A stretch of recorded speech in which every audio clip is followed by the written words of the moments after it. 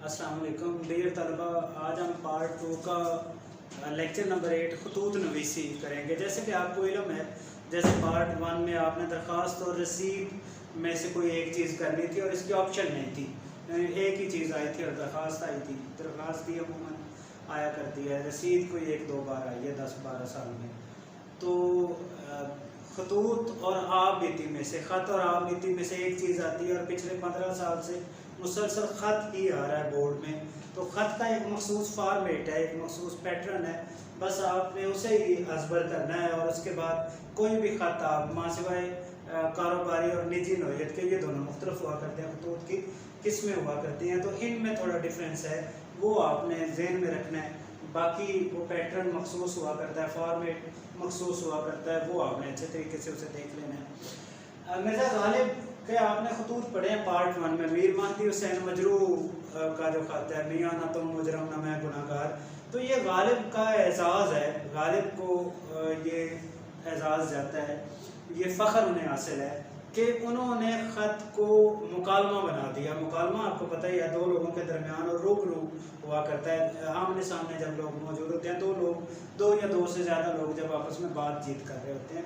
तो गालिब का ये कमाल है, गालिब को ये एजाज़ हासिल है कि उन्होंने खतूत में हज़रत मौलाना चौधरी फ़लाँ फ़लाँ के बजाय, ये अलक़ाबात के बजाय वो इसमें बेतकल्फ़ी लेके आए, बल्कि वो खुद कहते हैं कि मैंने ख़त को मुकालमा बना दिया है, मैंने ख़त का पैटर्न तब्दील करके रख दिया। और यकीनन उन्हें यूँ लगता है उनका ख़त पढ़े तो जैसे वो सामने बैठे हुए बंदे से बात कर रहे हैं। अच्छा, ये 10 नंबर का सवाल है और मखसूस पैटर्न के मखसूस नंबर होते हैं। आपने ख़त लिखने से पहले कुछ बातों को जहन में रखना है। एक तो ये कि दाएं तरफ आपने, उर्दू में दाएं तरफ एक हाशिया लगाया जाता है नीले मार्कर से, और पहली, दूसरी और चौथी जो लाइनें हैं, ये दो अल्फाज के स्पेस दे के, दो अल्फाज छोड़ के इन्हें आपने लिखना है।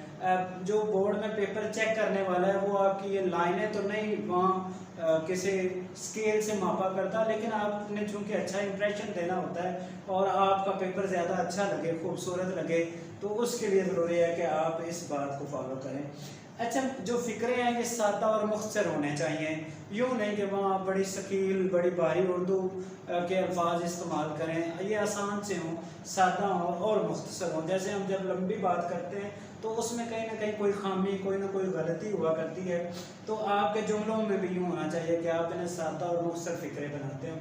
अच्छा, मुखातिब की उम्र और हैसियत के लिए एक तो यह कि आपने सबके लिए लफ्ज़ जो निजी नौयत के, ज़ाती नौयत के खाते हैं, उनमें आपने एक तो ये करना है कि आपका लफ्ज़ इस्तेमाल करना है, चाहे आपका बेतकल्लफ दोस्त भी हो तो भी उसके लिए आपका लफ्ज़ ये इस्तेमाल करना होता है। और आप क्या कहते हैं कहना है, आप क्या कहते हो नहीं, आप कैसे हो नहीं, आप कैसे हैं, ये अंदाज़ आपने इख्तियार करना है। अच्छा, रस्मी और गैर रस्मी खतूत हुआ करते हैं। जैसे रस्मी ख़त जो है ये दफ्तरी जो होते हैं, एक ख़ास फॉर्मेट पे होते हैं, तो उसमें वो ये नहीं पूछते कि आपके वालिद साहब ठीक रहते हैं, आपके घर सारी खैरियत है। ये निजी नौयत के जो ख़त होते हैं, ज़ाती नौयत के जो ख़त होते हैं, ये उनमें बातचीत की जाती है, ये उनमें पूछा जाता है, बाकी में नहीं पूछा जाता और पूछना भी नहीं होता। अच्छा, हर सफ़े पर 3 पैराग्राफ बनाने हैं। जब आप 2 रेफरेंस देंगे हर ख़त में, हर पैराग्राफ से पहले हर एक सफ़े पे, तो वहाँ 3 पैराग्राफ खुद ब खुद बन जाया करते हैं। जैसे बेटा आपने ये पैराग्राफ लिखा, ये आपका हवाला हो गया, तो ये भी एक बन गया, अब ये भी हवाला हो गया, तो ये 3 पैराग्राफ खुद ब खुद बन गए। दरमियान वाले अगर आप देखें कि ये दोनों रेफरेंस हैं आपके, ये दोनों हवाला जाता है, 3 पैराग्राफ ऑटोमेटिकली एक सफ़े पे बनते चले जाएंगे, आपको फ़ायदा होता चला जाएगा। आपका ख़त, आपका लिख, आपके पैराग्राफ की तशरीह, आपके गज़ल के, आपके नज़्म के अशार की तशरीह खुद ब खुद खूबसूरत होती चले जाएगी और 3 पैराग्राफ बनते चले जाएंगे और रेफरेंस के नंबर भी आपको मिलते चले जाएंगे। अच्छा, इसमें ख़त में बयानिया अंदाज़ इख्तियार करना है, यूँ जैसे आप बात कर रहे हैं, यूँ जैसे आप बयान कर रहे हैं, यूँ जैसे आप मुखातिब हो रहे हैं, आप किसी से गुफ्तगू कर रहे हैं। अच्छा, ख़त जो है इसलिए 1.5 से 2 सफ़े का होना चाहिए, इसकी ये तवालत हुआ करती है, इससे ज़्यादा नहीं होना चाहिए और इससे कम भी नहीं होना चाहिए, यानी 1.5 सफ़े तक तो आप इसे लाजमी लेके जाएं और इसमें 2 रेफरेंस होने चाहिए। एक सफ़े पे 2 रेफरेंस लिख लें पहले, फिर जो आखिरी सफ़ा है उस पर रेफरेंस लिख लें। 2 रेफरेंस 2 हवाला जात लाजमी है। अच्छा, जुमलों के बार बार तकरार नहीं करने के, आप कैसे हो, आपकी तबीयत ठीक है, आपका मिजाज ठीक है, ये एक ही बात है, इसे आपने मुख्तलिफ अंदाज में बार बार नहीं बोलना।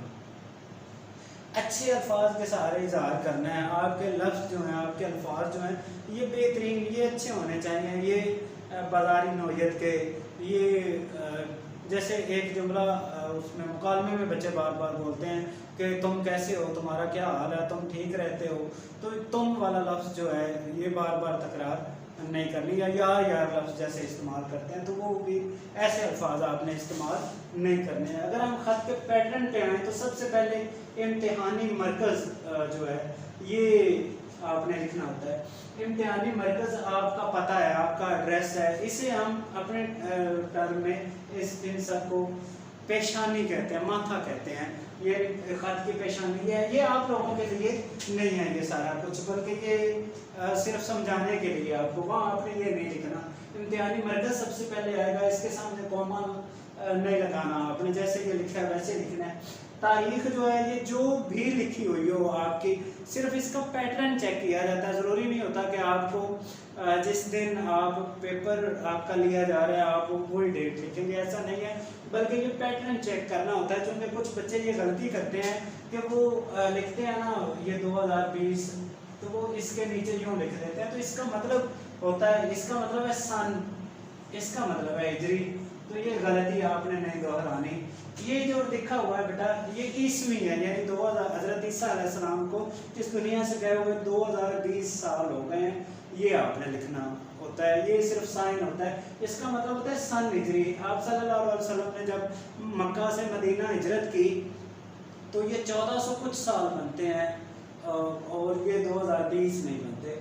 अच्छा, जो अलकाब हैं, लक़ब हैं, जनाब और साहब का आपके इल्म में है कि ये इकट्ठे नहीं लिखने, यहाँ पे आपने जनाब और साहब जो है ये इकट्ठा नहीं लिखना होता जैसे आप दरखास्त में करते थे, दोनों का एक ही मतलब है। तो मोहतरम लियाकत साहब, ये जो आगे नदाइया की अलामत है, ये हमने नदाइया में पढ़ा कि ये बुलाने के लिए, जब आप किसी को मुखातिब करते हैं, जब आप किसी को बुलाते हैं, जब किसी को आवाज़ देते हैं, जब हम आवाज़ देते हैं वहाँ तो हमने ना कहते हैं कि लियाकत साहब नदाइया, उसके बजाय जब हम ये कर रहे होते हैं, यहाँ पे लिख रहे होते हैं, तो वहाँ हमें हमारे लिए ज़रूरी है कि हम ये अलामत ज़रूर लगाएं।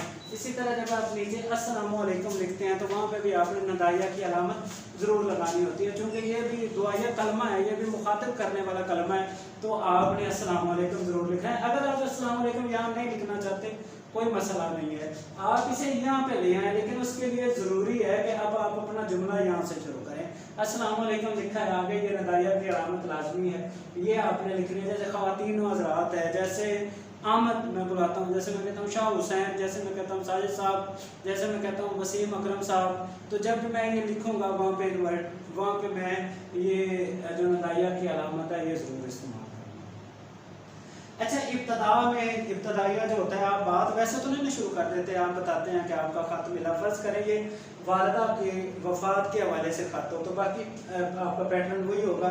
इब्तदाइया में आप लिखेंगे आपका ख़त मिला, या किसी दोस्त के ज़रिए पता चला। आप ज़हन से ये बात निकाल दें कि आपके पास मोबाइल है और आप फ़ौरन एक SMS के ज़रिए या व्हाट्सएप के ज़रिए या फेसबुक के ज़रिए आपको फ़ौरन पता चल जाता है बात का। तो अब यूँ नहीं है, ये आप समझें कि आप ख़त वाले दौर में मौजूद हैं और इसका अपना एक हुस्न है।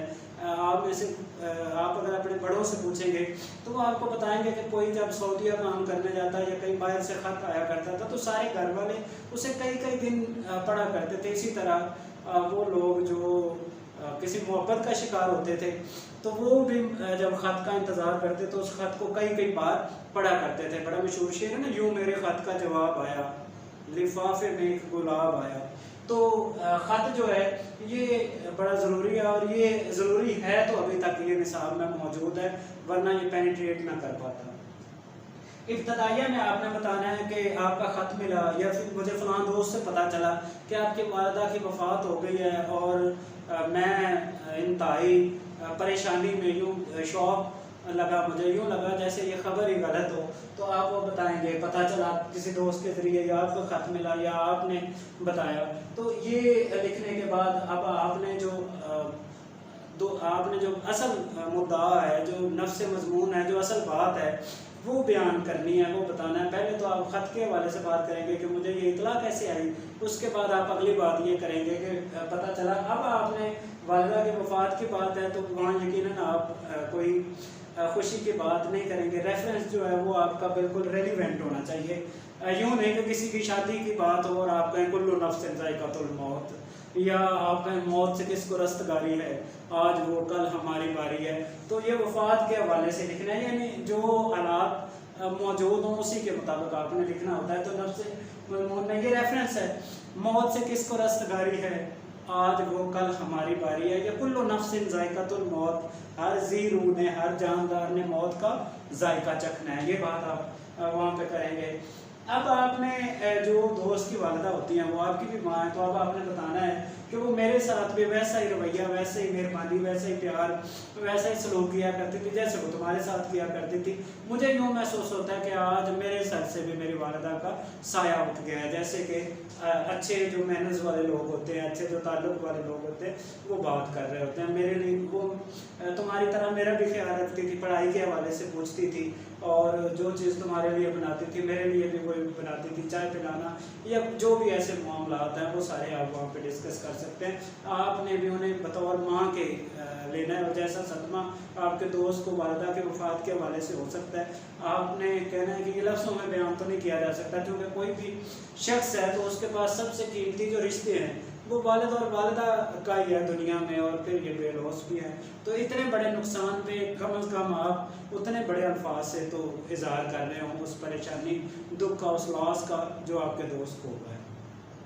अच्छा, इख्तितामिया में आपने आखिरी बातें, एक तो ये कि आपने पूरा जो ख़त है ये 1.5 से 2 सफ़े का लिखना है।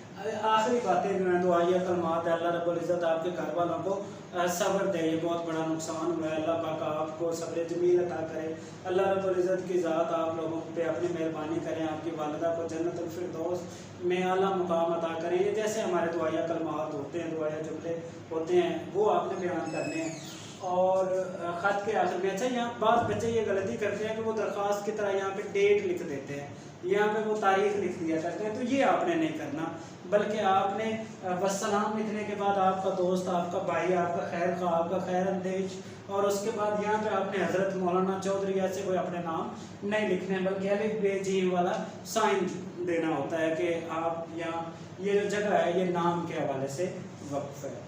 उम्मीद है बेटा ख़त आपकी समझ में आ गया होगा। इसे मैंने आसान भी बनाया आप लोगों के लिए, और आप ये जो फॉर्मेट है ये अगर जहन में रखेंगे तो कारोबारी खतूत के अलावा जितने भी खतूत आपने लिखने, फ़र्ज़ करें सिगरेट नोशी से भाई को मना करना है तो ये सेम बात ही होगी। यहाँ पे आपने नहीं लिखना कि आपको ख़त मिला है और पता चला आप सिगरेट पीते हैं, तो वहाँ दोस्तों के ज़रिए ही आपको पता चलेगा। और वहाँ आपने ये भी नहीं लिखना, बल्कि वहाँ आपने लिखना है जैसे शेक्सपियर ने कहा कि सिगरेट जो है इसके एक सिरे पर शोला होता है और दूसरे सिरे पर बेवकूफ़ होता है। तो ऐसे जो रेफरेंस है वो आपने लिखने हैं। बहुत शुक्रिया।